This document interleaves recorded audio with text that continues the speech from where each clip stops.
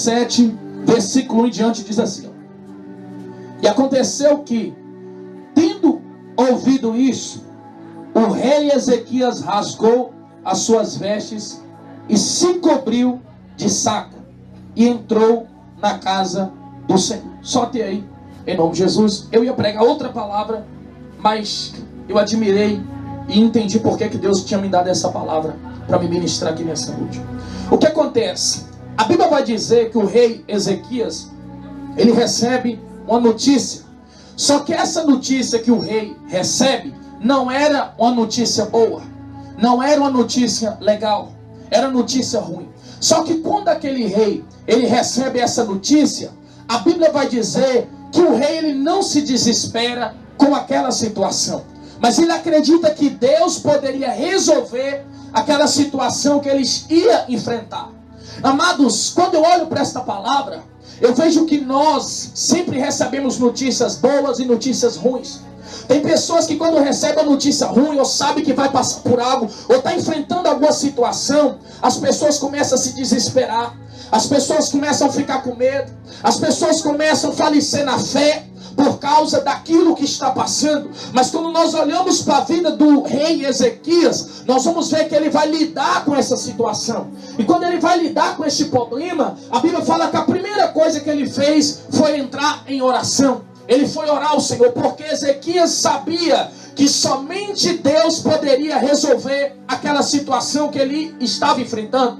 Então tem situação na minha vida e na sua vida que somente Deus é que pode resolver. Tem situação que o homem não resolve, o médico não resolve, o advogado não resolve, o juiz não resolve. Tem situação que o teu marido não resolve, a tua esposa não resolve, o teu amigo não resolve, mas Deus pode resolver. Então tem situação que aos nossos olhos, quando sai do controle, perde o controle, você fala, eu estou diante de uma situação que eu acho que ninguém pode me ajudar, eu acho que eu não vejo saída. Tem alguém lá em cima que tem poder para poder mudar a situação, para poder, aleluia, te dar vitória, para poder mudar a tua história. Amados, o rei recebe a notícia ruim, mas ele não preocupa, porque ele sabia que ele tinha um Deus que trabalhava por ele. Então o que ele faz? Ele entra em oração, orando a Deus para que Deus possa resolver. Quando nós vamos para 1 de Pedro, capítulo 5, versículos 6 e 7, Pedro falou, humilhai-vos, pois, diante da poderosa mão de Deus, porque no tempo certo ele vos exalta, e lançando sobre ele as vossas ansiedades, porque ele tem cuidado de vós. Ou seja, o que Pedro está ensinando? Que nós temos que pegar a nossa ansiedade. Ansiedade se refere a problemas. Nós temos que pegar as nossas preocupações, pegar os nossos problemas e colocar na mão do Senhor, colocar na mão de Deus. Por quê? Problema que você não resolve, não adianta lutar com a força do braço. Não adianta você tentar do seu jeito. Tem gente que arruma um advogado, não resolve, troca de advogado, não resolve, ele vai trocando e a causa não sai. Por quê? Problema espiritual. Só Deus é que pode dar vitória. Nós não podemos esquecer que além de você ter um advogado nessa terra, você tem seu advogado que é Jesus. Tem gente que tem problema na vida sentimental, ela não consegue ser feliz, ela se casa, de repente ela não é feliz, casa de novo, não é feliz e vai casando, vai trocando de marido e nunca vive aquilo que quer viver. Por quê? A sua mudança não está em homem, não está em casamento. O problema é só Deus é que pode resolver. O que eu quero dizer para você é que você tem problema na tua vida que só vai resolver através da tua oração. Porque quando você ora, você coloca na mão de Deus. Quando você ora, você coloca na mão do Senhor. E quando você coloca algo na mão de Deus, Deus vai resolver, Deus vai trabalhar por você. Só que quando o rei Ezequias, ele vai fazer a oração a Deus, a Bíblia fala que ele se veste de pano de saco. Presta atenção, ele se veste de pano de saco. A Bíblia diz que ele vai lá, ele rapa a sua cabeça, rasga a sua boca e começa a se humilhar. O que o rei está fazendo? Ele está trazendo um símbolo de humilhação. O que é humilhar? Humilhar é eu reconhecer que sem Deus eu não sou nada. Aquele homem estava se humilhando diante de Deus. Eu vou te falar uma coisa e preste atenção. Tem gente que se humilha para as pessoas. Tem gente que se humilha um para os outros, mostra fraqueza um para o outro. Só que isso não vai resolver a tua vida. A única pessoa que nós temos que nos humilhar se chama Deus. Porque Deus é que merece toda honra e toda glória. Tem gente que arruma um ditado e diz, quem é humilhado é exaltado. Não, negativo. A Bíblia fala, aquele que se humilhar para Deus, perante Deus, esse será exaltado por Deus. Humilhar é eu reconhecer que sem Deus eu não sou nada. Humilhar é eu reconhecer que sem Deus eu não sou ninguém, que eu preciso da misericórdia de Deus, eu preciso do perdão, eu preciso do amor de Deus, eu preciso da proteção de Deus, eu preciso da mão de Deus, amado, sobre a minha vida. Humilhar é reconhecer que nós não podemos ser felizes sem a presença de Deus. Humilhar é reconhecer que sem Deus nós não somos nada, absolutamente nada. Tem gente que bate a mão no peito e fala: não tem meu Deus, eu não preciso ir para a igreja, eu não preciso não sei o que. Não, isso é falta de humildade. A pessoa anda na ignorância, ela quer mostrar que não precisa, mas está sofrendo, ela quer mostrar que não precisa, mas está vivendo uma vida de derrota, de atribulação. Se Deus não tiver misericórdia, a pessoa até corre de tirar a própria vida. É falta de humildade. Mas a Bíblia nos ensina que nós temos que ter humildade, nós temos que nos humilhar, nós temos que chegar e falar: Deus, eu reconheço que eu preciso de Ti, eu reconheço que sem o Senhor não sou nada. Deus, eu preciso que o Senhor resolva aquela causa, eu preciso que o Senhor entre com providência naquela situação. É só o Senhor pode resolver. Nós temos que entender, amado, que Deus é tudo, que Deus é soberano, que Deus é rei, e Deus merece toda honra, toda glória. Nós devemos nos humilhar diante de Deus. Quem é mais do que Deus? Quem é mais do que Deus nessa terra, amado? Ninguém é mais do que Deus. Se não fosse Deus, nem aqui nós estaríamos nessa noite.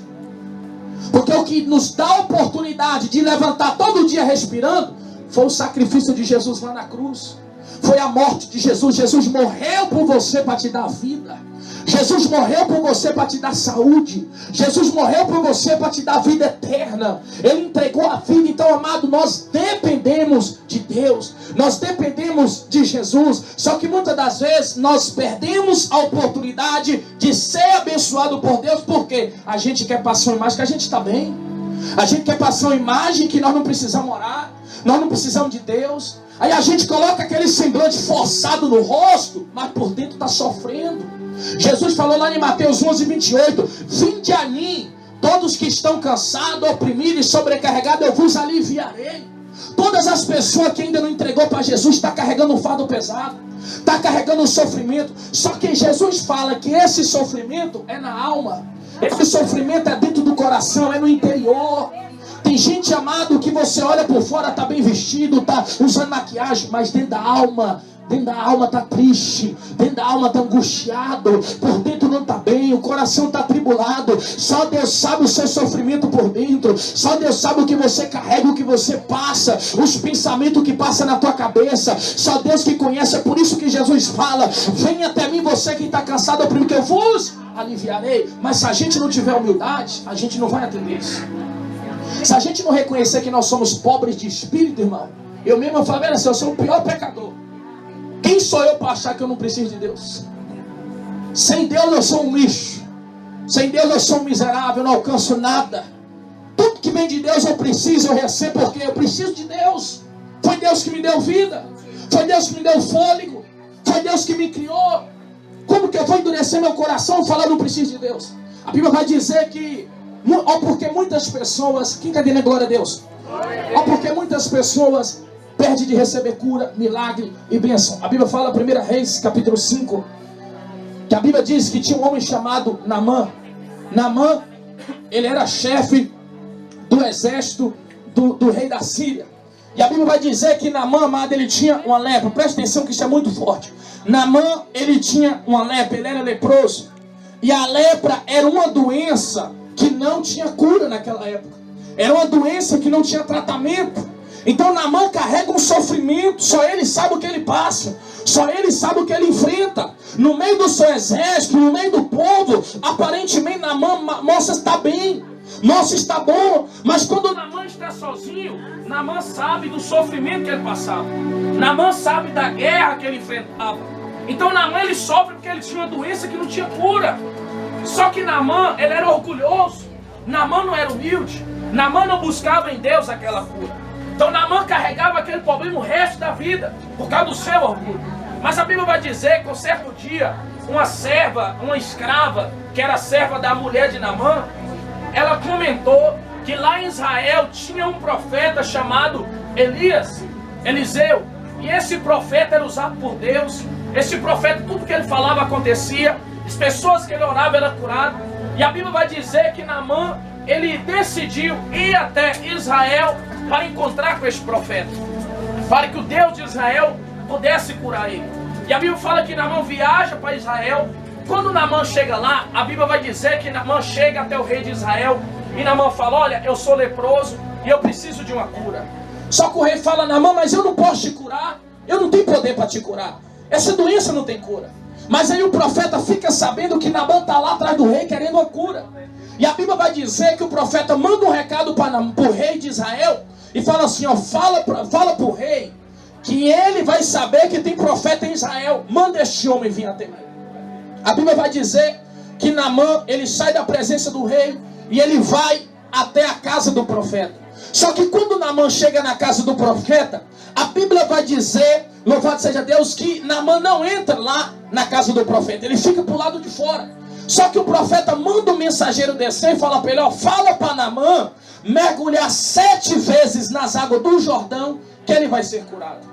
Amado, era para Naamã fazer uma coisa simples, apenas mergulhar 7 vezes nas águas do Jordão. Mas como Naamã era orgulhoso, Naamã falou: peraí, eu vim aqui para conversar com esse profeta, ele não me atendeu, ele não fez uma oração por mim, ele está mandando eu mergulhar nas águas do rei do Jordão, eu não vou mergulhar coisa nenhuma, eu não vou mergulhar não, eu vou embora, é melhor, eu não vou. Amado, preste atenção, olha como o orgulho mata a pessoa. Naamã preferia ir embora doente, preferia ir embora enfermo do que se humilhar para ser curado. É o que acontece com muita gente. Tem pessoa que Deus quer fazer um milagre, Deus quer libertar, Deus quer trazer mudança, Deus quer trazer transformação, mas ele quer mostrar para Deus que não precisa, quer mostrar para Deus que não necessita. O que era melhor? Naamã mergulhar naquelas águas sujas, receber o milagre de Deus, ou ele ir embora para casa com o coração cheio de orgulho? Tem muita gente que está doente, está enferma, porque o orgulho não saiu do coração. Enquanto o orgulho não sai, a cura não entra, a saúde não entra. Então Naamã está indo embora,